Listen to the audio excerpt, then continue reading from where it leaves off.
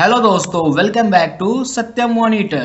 तो आज हम लोग सीखेंगे सिंपल इंटरेस्ट और कंपाउंड इंटरेस्ट यानी कि साधारण ब्याज और चक्रवृद्धि ब्याज। तो किसी भी कंपटीशन के लेवल के एग्जाम में एसएससी हो या आपका सी 10+2 हो या सीजीएल हो एसएससी का, या रेलवे हो या हेड कांस्टेबल, उसमें सिंपल इंटरेस्ट और कंपाउंड इंटरेस्ट के क्वेश्चन 100% आते हैं। तो बहुत ही मैं सिंपल तरीके से आज आपको सिखाने वाला हूं, तो वीडियो को एंड तक जरूर देखिएगा। इसमें मैं आज आपको बेसिक से बताऊंगा सारी चीज़ें और उसके बाद मैं आपको क्वेश्चंस भी इसमें लगवाऊंगा। तो चलते हैं, स्टार्ट करते हैं। सबसे पहले बात करते हैं साधारण ब्याज की। तो साधारण ब्याज क्या होता है? तो ब्याज जब केवल मूलधन पर एक निश्चित समय के लिए एक ही दर पर लगाया जाता है तो हमारा क्या कहलाता है? तो उसे हम ब्याज कहते हैं। जब हम कोई प्रिंसिपल लेते हैं यानी कि मूलधन को बोलते हैं प्रिंसिपल। जैसे कि मैंने कोई अमाउंट ले लिया, सपोज 100 रुपये ले लिया। अब 100 रुपये में 5% दर जो हमारी है वो मैंने मानी 5%, उसमें क्या लग रहा है? दर लग रही है, इसको आर बोलते हैं। तो जो ब्याज लगेगा 100 रुपये का 5%, वो 5 रुपये लगेगा। कितना लगेगा? 5 रुपये। तो जो 5 रुपये है वही हमारा क्या है? साधारण ब्याज है। अब बात करते हैं हम लोग मूलधन की। तो हमारा मूलधन क्या होता है? वह धन जो कर्ज के रूप में ली जाती है या दी जाती है, वह मूलधन कहलाता है। आप कोई रुपए लेते हैं किसी से या आप किसी को देते हैं, उसे हम लोग मूलधन कहते हैं। इसे पी से प्रदर्शित करते हैं। किससे प्रदर्शित करते हैं? पी से। इसको इंग्लिश में प्रिंसिपल बोलते हैं। अब बात करते हैं हम लोग समय की। तो कर्ज ली गई या दी जाने की अवधि, यानी कि जिस टाइम पे हम कर्ज लेते हैं, सपोज मैंने 100 रुपये ले लिए और बोला 1 महीने बाद मुझे वापस करना है, तो जो 1 महीने है वही आपका क्या है? समय है। इसे कैपिटल टी या स्मॉल टी से प्रदर्शित किया जाता है। अब बात करते हैं ब्याज दर यानी रेट ऑफ इंटरेस्ट। जिस दर से ब्याज लिया या दिया जाता वो ब्याज दर कहलाता है। इसे स्मॉल आर या कैपिटल आर से प्रदर्शित करते हैं। अब रेट ऑफ इंटरेस्ट, जैसे आपने किसी से 100 रुपये ले लिए, सपोज जैसे मैंने आपको साधारण ब्याज में बताया था, और जो दर बोली यानी कि हम 10% आपसे क्या लेंगे? टैक्स लेंगे, यानी कि सॉरी 10% आपसे हम क्या लेंगे? रेट, यानी कि 10% आपका ब्याज लगेगा। या कोई बोलता है 5% पे लगेगा, कोई 14% पे लगेगा। तो जितने परसेंट आपका ब्याज लगाते हैं वो लोग कि 10% पे देंगे, वही आपका क्या होता है? रेट होता है। उसी को हम लोग बोलते हैं रेट लग जाएगा। फिर आता है इंटरेस्ट। तो इंटरेस्ट क्या होता है? मूलधन के अतिरिक्त जो धन वापस किया जाता है वह ब्याज कहलाता है। इसे हम आई से प्रदर्शित करते हैं। इंटरेस्ट भी इसी से रिलेटेड है। इसमें क्या है? आपको 10% आपका जो लग रहा है वो आपका आर है, और जो 10% लगने के बाद 10% अगर हम 100 का निकालते हैं तो मेरा निकलेगा कितना? 10 रुपये। जो 10 रुपये निकलेगा वही हमारा क्या है? इंटरेस्ट। हम लोग बात करते हैं मिश्र धन की। तो मिश्र धन हमारा क्या होता है? ब्याज सहित मूलधन को मिश्र धन कहते हैं। इसे ए से प्रदर्शित करते हैं। जैसे आपने 100 रुपये किसी को दिए और जब वो आपको ब्याज लगा के वापस करेगा तो 110 वापस करेगा, यही आपका क्या कहलाएगा? मिश्र धन। इसको हम लोग बोलेंगे मिश्र धन। साधारण ब्याज के कुछ महत्वपूर्ण फॉर्मूले देख लेते हैं। तो हमारे सिंपल इंटरेस्ट के कुछ इंपॉर्टेंट फॉर्मूले हैं, यानी साधारण ब्याज बराबर मिश्र धन माइनस मूलधन। तो साधारण ब्याज होता है हमारा सिंपल इंटरेस्ट। कुछ लोग इसको आई भी लिखते हैं, मैंने जैसे कि यहाँ पे आई लिख दिया है, आप एस आई भी लिख सकते हैं, यानी कि सिंपल इंटरेस्ट भी लिख सकते हैं। तो आई इक्वल फार्मूला हो जाएगा ए माइनस पी। मिश्र धन को ए बोलते हैं अमाउंट, और मूलधन को प्रिंसिपल का पी, तो यहाँ पी आ जाएगा। उसी प्रकार हमारा ये भी फार्मूला है, मूलधन बराबर मिश्र धन माइनस साधारण ब्याज, पी बराबर ए माइनस आई। फिर मूलधन बराबर साधारण ब्याज गुणे 100 बटे समय गुणे ब्याज की दर। तो हमारा P बराबर हो जाएगा I गुणे 100, फिर बटे क्या हो जाएगा? R into T. तो ये हमारे कुछ बेसिक फॉर्मूले हैं जो हमारे आगे कुछ जब मैं क्वेश्चन आपको बताऊंगा तो उसमें काम आएंगे। तो आप वीडियो को पॉज करके इन क्वेश्चन फॉर्मूले को नोट जरूर कर लीजिएगा। मैं आपको स्क्रॉल करके दिखा देता हूं, आप इन सारे फॉर्मूले को अच्छे से नोट कर लीजिएगा वीडियो को पॉज करके। अब बात करते हैं संकेत की, यानी कि साधारण ब्याज के कुछ फॉर्मूले। जैसे कि इंटरेस्ट को हम लोग आई से प्रदर्शित करते हैं, SI भी कोई कोई लिखता है, मैंने बताया आपको SI भी आप लिख सकते हैं और I भी लिख सकते हैं। कहीं कहीं फॉर्मूले आपको SI मिलेगा या फिर I मिलेगा, तो कोई प्रॉब्लम वाली बात नहीं है। जैसे कि मैंने बताया है, इंटरेस्ट को I से प्रदर्शित करते हैं, यानी सिंपल ब्याज होता है इसलिए इसको इंटरेस्ट लिख देते हैं। फिर प्रिंसिपल यानी मूलधन, फिर रेट ऑफ इंटरेस्ट जिसको R से प्रदर्शित करते हैं, टाइम T से, अमाउंट A से।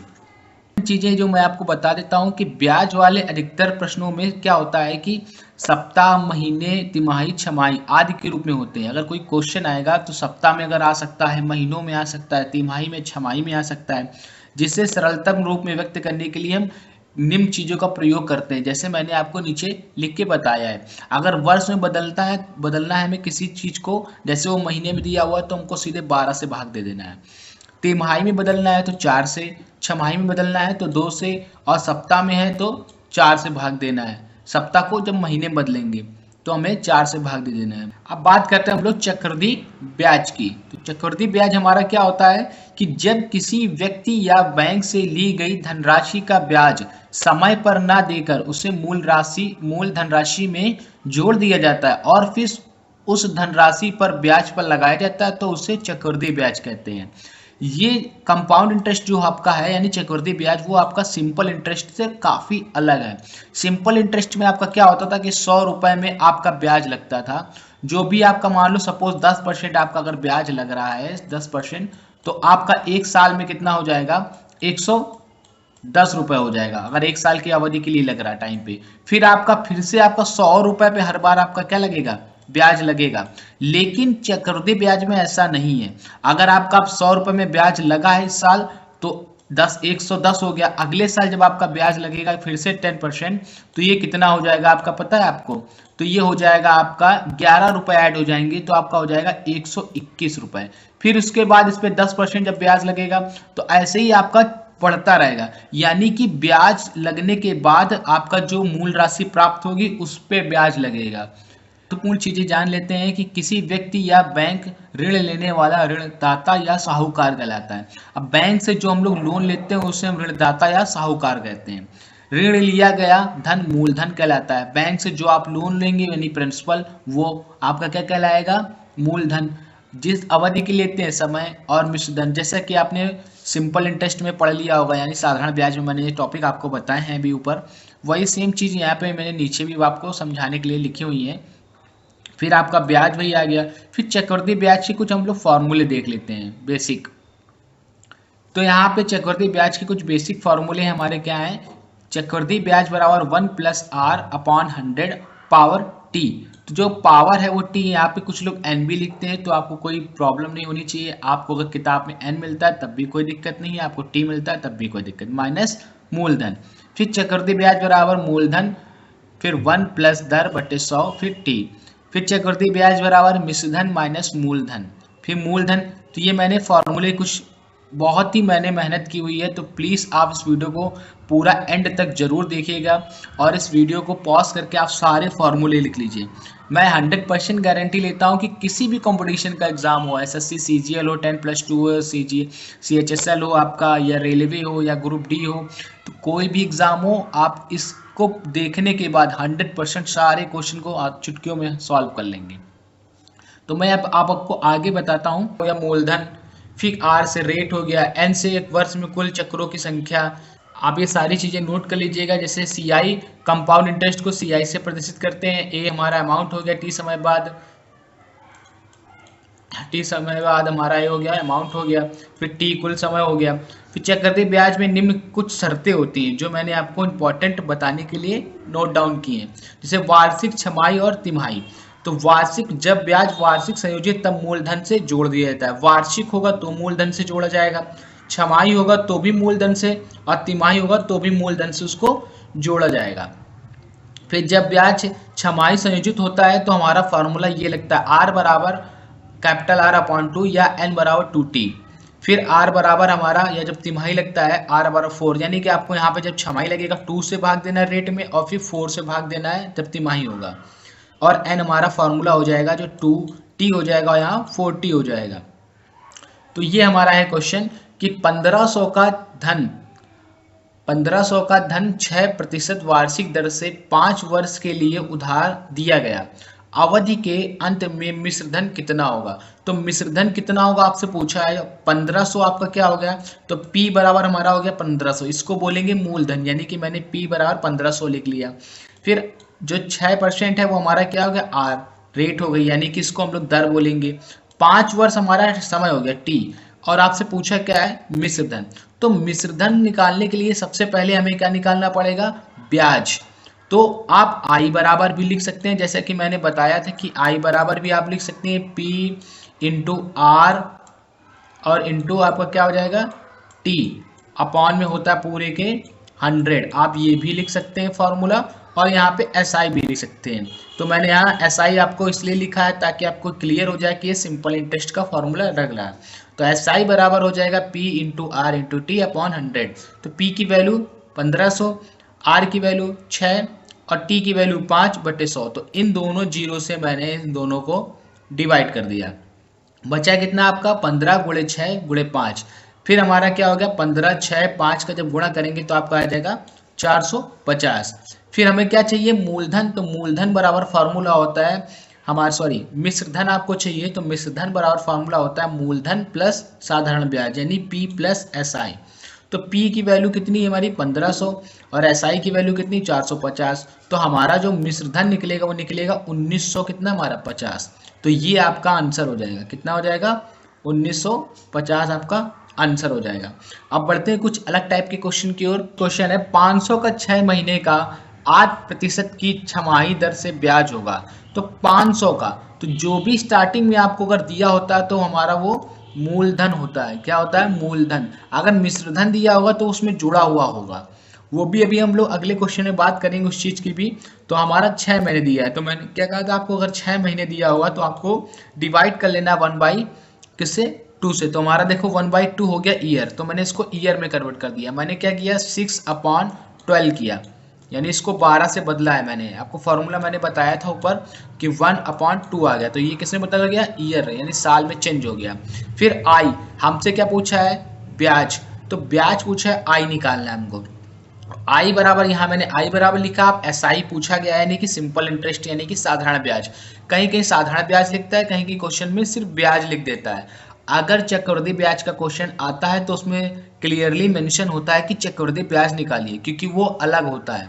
तो आई बराबर फॉर्मूला हो जाएगा P into R into T upon 100। तो फिर मैंने P की वैल्यू रख दी 500, R की वैल्यू 8 और T की वैल्यू क्या है हमारी 1/2। तो एक यहाँ पे मैंने रखा ऑफिस अपॉन में, ये हमारा 100/2 नीचे आ गया 100 के साथ। तो दोनों जीरो से दोनों जीरो कैंसिल हो गए, बचा कितना 5 इंटू 8 अपॉन में क्या बचा दोनों के 2। फिर इस 2 से मैंने इसको डिवाइड किया, कितना आ गया हमारा 4 आ गया। तो 5 इंटू 4, तो ये हमारा निकल आया है आई। तो ये हमारा फाइनल आंसर है आई। तो आई होप आपको ये बहुत अच्छे से समझ में आ रहा होगा। तो बढ़ते हैं अब नेक्स्ट क्वेश्चन की ओर। क्वेश्चन है बहुत इंपॉर्टेंट है, ये SSC CGL के पिछले ईयर में आया था और इस बार हमारा CGL में भी आ चुका है। तो एक वर्ष में 5000 बढ़कर 7500 जाते हैं, यानी कि एक वर्ष में हमारा जो 5000 अमाउंट है वो बढ़कर कितना हो जाता है 5700 हो जाता है। यहाँ पे थोड़ा गलत हो गया लैंग्वेज, 5700 हो जाता है। तद अनुसार 5 वर्षों बाद उसी साधारण ब्याज की दर पर 7000 कितना हो जाएगा। तो पहले आपको क्या करना है कि यहाँ 2 कंडीशन दे देगी, जैसे कि मैंने यहाँ पे फर्स्ट कंडीशन लिखी हुई है कि एक वर्ष में आपको टाइम दे दिया गया, ये आपका प्रिंसिपल है। तो यहाँ पे देखिए आपको यानी कि मूलधन भी दिया हुआ है और मिश्रधन भी दिया हुआ है, ब्याज लेकिन नहीं दिया है ना, तो आपको दर दी गई है। तो पहले आपको इतना क्वेश्चन आपको सॉल्व करना पड़ेगा। क्यों करना पड़ेगा, क्योंकि उसी साधारण ब्याज की दर, यानी कि इसकी जो दर निकलेगी आर निकलेगा, वही आर इसमें लगेगा, इंटरेस्ट सॉरी रेट इसी में लगेगा। तो हमारा P कितना हो गया 5000 हो गया, और A कितना हो गया 5700 हो गया, T हमारा 1 हो गया, और R हमें निकालना है। तो सबसे पहले हम लोग निकालेंगे ब्याज। तो I बराबर फॉर्मूला होता है मिश्रधन माइनस मूलधन, यानी कि ब्याज बराबर मिश्रधन माइनस मूलधन। I बराबर क्या हो जाएगा A माइनस P। तो यहाँ हो जाएगा 5700 माइनस 5000, तो कितना निकला है 700। हमारा ब्याज निकला है टोटल कितना 700।